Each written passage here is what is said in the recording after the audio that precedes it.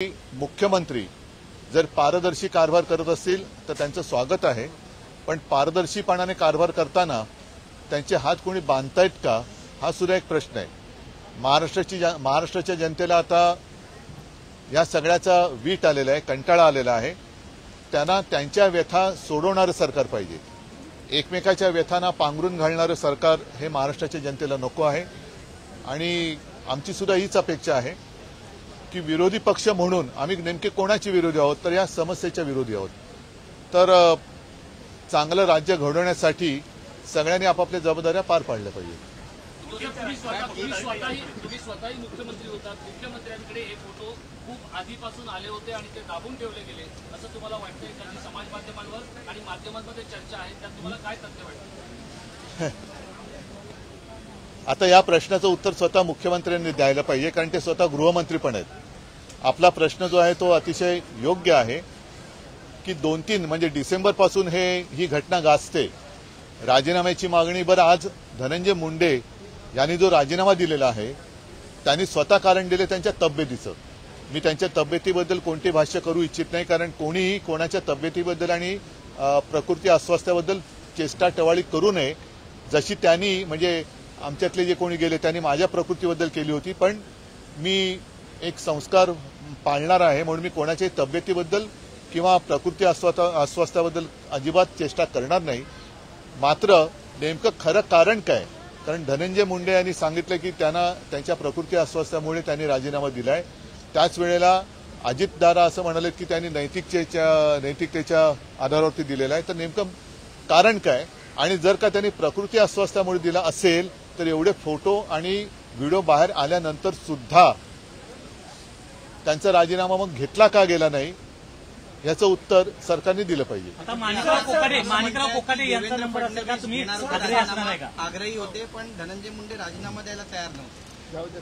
आता मला असं वाटतं तो राजीनामा झालाय, फक्त राजीनामा नेमका काय कारणाने दिला गेलेला आहे ह्याचंही उत्तर आलं पाहिजे। आणि आता तुम्ही जो प्रश्न विचारला की ह्या सगळ्या गोष्टी नेमक्या अधिवेशन काळामध्येच बाहेर कशा आल्या आणि 2-1 महिने जर त्या होत्या तर बाहेर का आल्या नव्हत्या, आणि जर बाहेर आलेल्या होत्या किंवा यांच्यापर्यंत पोहोचल्या असतील तर त्याच वेळेला यांचा राजीनामा का घेतला गेला नाही हे या अनुषंगाने निर्माण झालेले प्रश्न आहेत।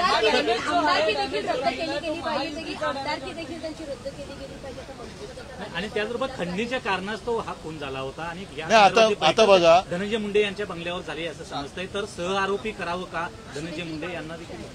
तशी मागणी केली। म्हणूनच मी काय म्हटलं की 2-1 महिने या सरकारने तशी कोणती हालचाल केलेली नव्हती, हे आश्चर्यकारक आहे।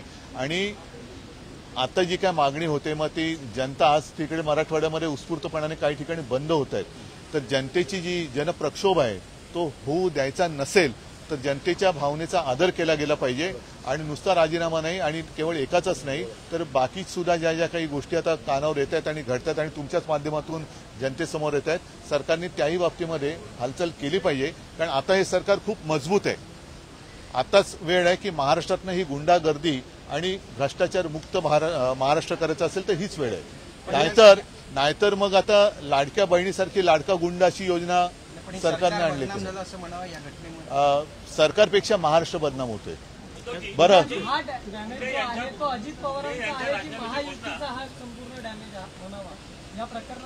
ह्या एकूण जी बदनामी होते ती सरकारची होते, पण त्याचबरोबरीने महाराष्ट्राची बदनामी होते आहे आणि महाराष्ट्राची बदनामी कोणत्या परिस्थितीत होता कामा नये हे महाराष्ट्रातल्या प्रत्येक नागरिकाचं मत आहे। महाराष्ट्र के हालात उत्तर प्रदेश या बिहार जैसे हो गए जिस प्रकार से बरं ठीक आहे। नाही पक्षाच्या वतीने विरोधी पक्षनेत्यासाठी अध्यक्षांकडे बास्करराजे नावाची शिफारस करण्यात आलेली आहे। अनेक दिवसांपासून केव्हा शिफारस करणार मला तेच मी बोलायला आलो होतो, पण तुम्ही काय मला बोलूच देत नव्हता।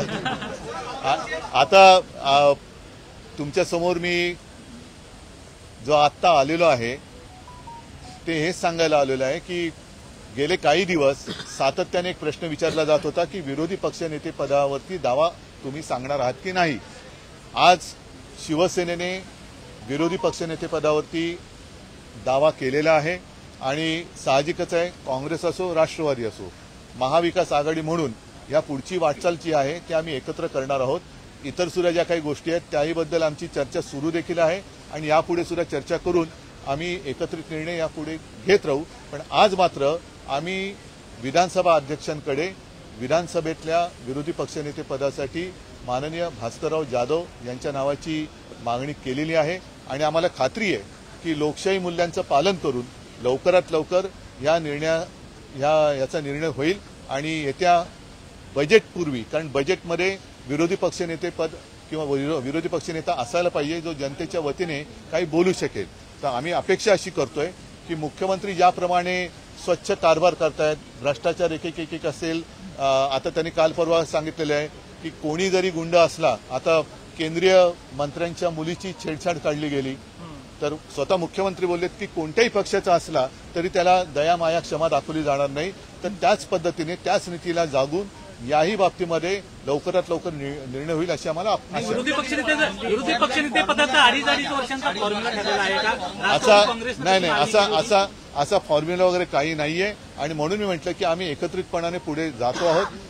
बऱ्याच गोष्टी आहेत, जसं काही निवडणुका असतील, काही असतील, तर पुढे बघू नका. पण विधान परिषदेमध्ये काँग्रेस आग्रही आहे विरोधी पक्षासाठी. मागणी होती विरोधी पक्ष नेते पदासाठी आणि असं म्हटलं जात होतं की भाजपलाही ते नाव चालणार होतं. नेमकं काय घडलं की ज्याच्यामुळे त्यांना बॅकसीटवर बसवलं? भाजपला आधी त्याचं नाव चालणार होतं, आधी मला कळलं असतं बरं झालं असतं. म्हणजे घराणेशाहीला त्यांचा विरोध नाही हे मला कळलं असतं तर बरं झालं असतं. सर, हिंदी में बता दीजिए, जिस प्रकार से महाराष्ट्र में धनंजय मुंडे का मामला आया, संतोष देशमुख का मामला आया, क्या महाराष्ट्र के हालात उत्तर प्रदेश या बिहार जैसे हो रहे हैं? एक जमाना जरूर था, कुछ भी अगर गलत होता तो बिहार और उत्तर प्रदेश का नाम लिया जाता था, लेकिन अब दोनों जगह पर या तीनों जगह पर बीजेपी शासित गवर्नमेंट है. किसके साथ किसकी बराबरी करे? और माना तो यही जाता है कि बिहार की हालत अब काफी सुधर गई है. यूपी में तो बुलडोजर राज चल रहा है, तो बदनाम महाराष्ट्र हो रहा है. और ये जो संस्कृति है और जिस तरीके से घटनाएं घट रही है, तो घट रही है मतलब कोणाला वाटेल की घटतं की काय, म्हणजे घडतायत